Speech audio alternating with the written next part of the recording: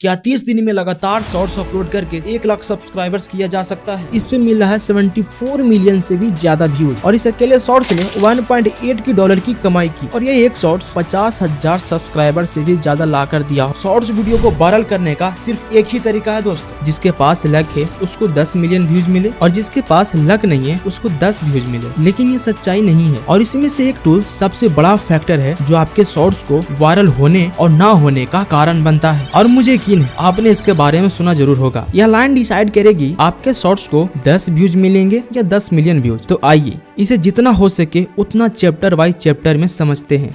Shorts video को viral करने का लॉजिक बड़ा सिंपल है दोस्तों। यूट्यूब क्रिएटर्स को एक टूल्स देता है जिसका नाम है ऑडियंस रिटेंशन। इसे देखने के लिए बाइटी स्टूडियो ओपन करिए और जिसका भी रिटेंशन देखना है उस पर क्लिक करिए और इस एनालिटिक्स पे क्लिक करिए। आपको यहाँ ऑडियंस रिटेंशन दिखाई देगा। आप जितना इसको बढ़ाएंगे आपका शॉर्ट्स उतना ही वायरल होता जाएगा। लेकिन समस्या ये हो जाता है कि कई लोगों को ये भी ज्यादा होने के बाद भी शॉर्ट्स को व्यूज मिलता ही नहीं। इसे समझने से पहले इसके पीछे साइंस को समझते हैं और इसे कैसे बढ़ाया जाता है ये भी जानते हैं। आपने कभी सोचा है कि 10 मिलियन व्यूज और 10 व्यूज वाले शॉर्ट्स पे क्या अंतर है? बहुत से लोग ये सोचकर इग्नोर कर देते हैं कि ये तो लक है, जिसके पास लक है उसको 10 मिलियन व्यूज मिले और जिसके पास लक नहीं है उसको 10 व्यूज मिले। लेकिन ये सच्चाई नहीं है। मैंने कई सारे वायरल शॉर्ट्स पे एक्सपेरिमेंट किया है और कई सारे चैनल को एनालिसिस करने के बाद और इस पूरी प्रोसेस में एक बात तो क्लियर हो गई है कि शॉर्ट्स बनाने के पीछे एक साइंस है और एक बार आप इस पे महारत हासिल कर लेते हैं तो लाखों व्यूज ला सकते हैं और वायरल शॉर्ट्स को लक के नजरिए से देखना बंद कर देंगे।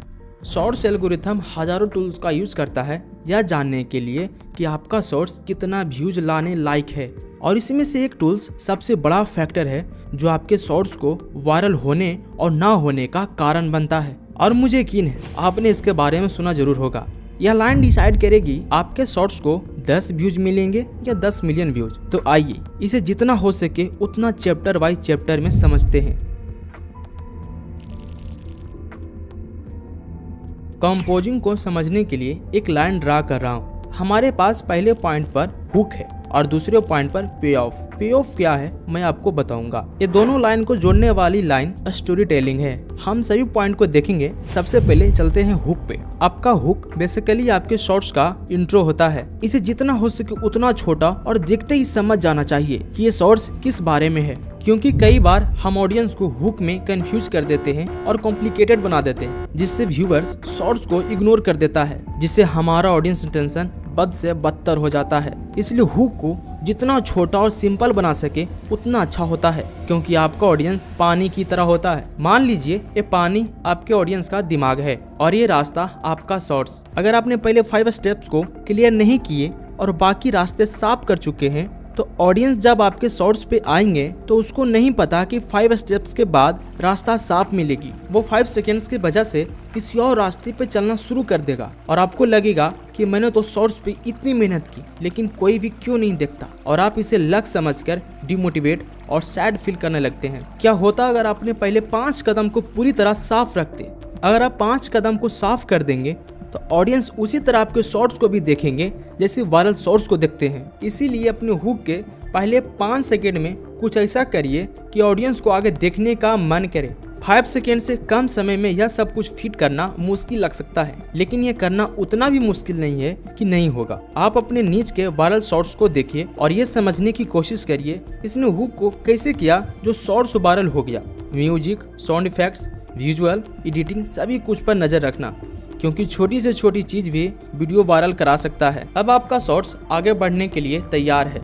आप हुक के जरिए 5 सेकंड तो रोक लेंगे, लेकिन अगर हमने अंत तक प्लानिंग नहीं करेंगे तो वह पे ऑफ तक पहुंचने से पहले ही हमसे दूर चले जाएंगे। इसीलिए कहानी के जरिए उसे अंत तक रोक के रखना बहुत जरूरी है। यह पार्ट काफी इंटरेस्टिंग है क्योंकि आप स्टोरी टेलिंग का उपयोग कैसे करते हैं यह आपके नीच पे काफी डिपेंड करता है। अगर आपका नीच इस टाइप का है जिसमें आप वॉइस ओवर और अपना या स्टॉक फुटेज का इस्तेमाल से शॉर्ट्स क्रिएट करते हैं, क्योंकि इस टाइप का शॉर्ट्स काफी सारे कैटेगरी वाले सेम तरीके से क्रिएट करते हैं, जैसे facts, mini blog, gaming, tech, faceless, ऐसे बहुत सारे चैनल हैं जो इसी तरह से शॉर्ट क्रिएट करते हैं। अगर आप इस तरह का शॉर्ट्स क्रिएट करते हैं तो आप अपने स्क्रिप्ट में सस्पेंसफुल वर्ड का यूज करें, जैसे लेकिन, हालांकि, चौंका देगा और रुको, बताता हूँ, क्योंकि, ये सभी सस्पेंसफुल वर्ड्स है और इसका इस्तेमाल इसलिए करना क्योंकि यह लोगों को रोक कर रखता है कि आगे आप क्या कहने वाले हैं। ऐसे ही 100 वर्ड्स का PDF डिस्क्रिप्शन में लिंक दे दूंगा, आप डाउनलोड कर लेना। अगर आप फेसलेस शॉर्ट्स क्रिएट करते हैं तो आप स्टोरी टेलिंग पे ज्यादा ध्यान दीजिए। अगर आपको स्टोरी टेलिंग में महारत हासिल करनी है तो आप अपने नीच के वायरल शॉर्ट्स को डेली 1 घंटा एनालिसिस करिए कि किस सिचुएशन में क्या बोल रहा है और कैसे बोल रहा है। अगर आप ये डेली करते हैं लगातार 30 दिन तक तो आप किसी भी ऑडियंस को अपने शॉर्ट्स पे रोक सकते हैं। हमने स्टोरी टेलिंग और हुक को ठीक कर लिया है तो आइए पे ऑफ की ओर बढ़ते हैं। याद है मैंने आपको स्टार्टिंग में बोला था कि 30 दिन में 1 लाख सब्सक्राइबर्स पूरा करना पॉसिबल है, तो ये पॉसिबल पे ऑफ के जरिए ही किया जाता है। पे ऑफ का मतलब होता है रिवॉर्ड या बेनिफिट। जिसे देखिए आप ऑडियंस को हुक करने के लिए कुछ न कुछ लालच दिए होंगे ना, जैसे आप वीडियो के बीच में या फिर लास्ट में बताने वाले हैं। फॉर एग्जाम्पल इस एक शॉर्ट्स को देखिए। ये साइंस के जादू करके आप किसी के भी होश उड़ा सकते हो और लास्ट वाला तो देख के आप भी चौंक जाओगे। इसमें पे ऑफ है, लास्ट वाला देखकर आप भी चौंक जाएंगे। इस शॉर्ट्स को स्टार्ट हुए 5 सेकंड ही हुए, इसने हुक में पे ऑफ का लालच भी दे चुका है। अगर आप अपने वीडियो को ध्यान से देख रहे हैं तो आपको पता होगा इसने स्टार्टिंग में एक सस्पेंसफुल वर्ड भी बोला है। अगर आप हुक में सस्पेंसफुल वर्ड बोलते हैं तो वो हुक और भी स्ट्रॉन्ग हो जाता है। चलो इसने स्ट्रॉन्ग हुक तो रेडी कर लिया है, अब ये देखना है कि स्टोरी टेलिंग किस तरह से करता है।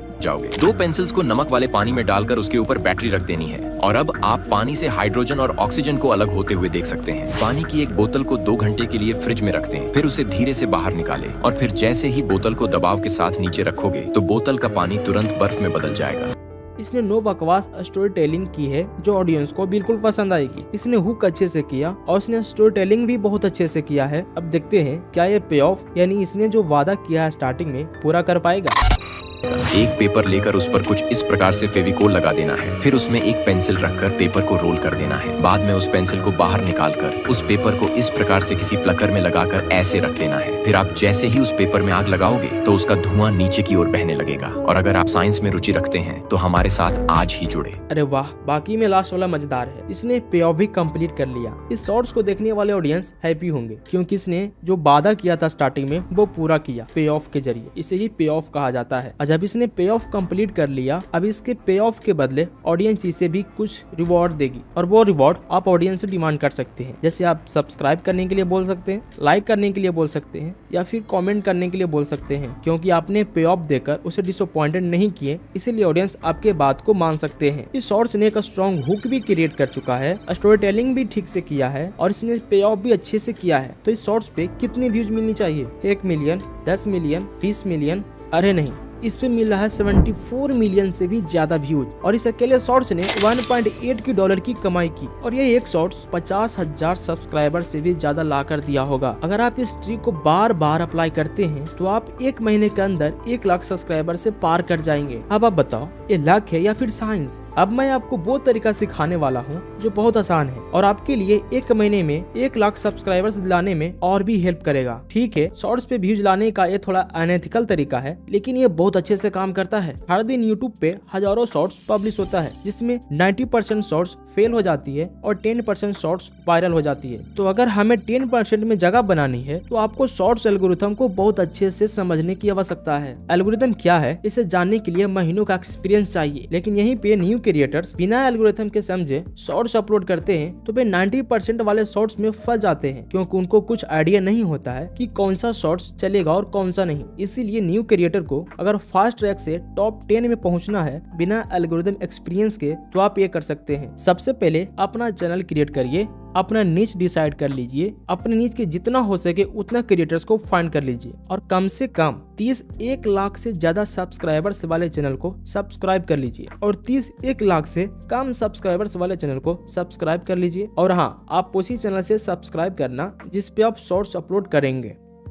अगर आप इतना कर लेते हैं तो आगे का प्रोसेस शुरू करते हैं। अब आपको आराम से बैठकर इन सभी चैनल को बारी बारी से देखना है कि इन सभी चैनल पे कौन सा शॉर्ट्स अच्छा व्यूज ला रहा है। ध्यान रहे लेटेस्ट शॉर्ट्स को ही देखना, जिसके शॉर्ट्स पे सब्सक्राइबर से ज्यादा व्यूज मिले उसे सेव कर लेना। सभी चैनल्स को देखने के बाद आप डिसाइड करिए कि कौन सा शॉर्ट्स अच्छा है, आप ये आसानी से कर लेंगे। अगर आपको वायरल शॉर्ट्स मिल जाए तो आप उस शॉर्ट्स को अपने चैनल के लिए रीजनरेट करिए। सबसे पहले स्क्रिप्ट को चेंज करिए। अगर आप स्क्रिप्ट को ज्यादा चेंज नहीं कर पा रहे हैं तो कोई बात नहीं, स्क्रिप्ट से कॉपीराइट नहीं आएगा। अब आप ये देखिए कि इसने एडिट कैसे किया है और कौन सा वीडियोज यूज कर रहा है और कौन सा इमेज यूज किया है। अगर आप कुछ चीजें बदल सकते हैं तो जरूर बदल दीजिए। और हाँ, आप एडिटिंग अपने स्टाइल में कीजिए। चलिए एक एग्जांपल देखते हैं। आप इस शॉर्ट्स को देखिए और आप इस शॉर्ट्स को भी देखना। मैं आपको जो बताना चाह रहा हूँ वो दोनों शॉर्ट्स को देखने के बाद आप समझ जाएंगे।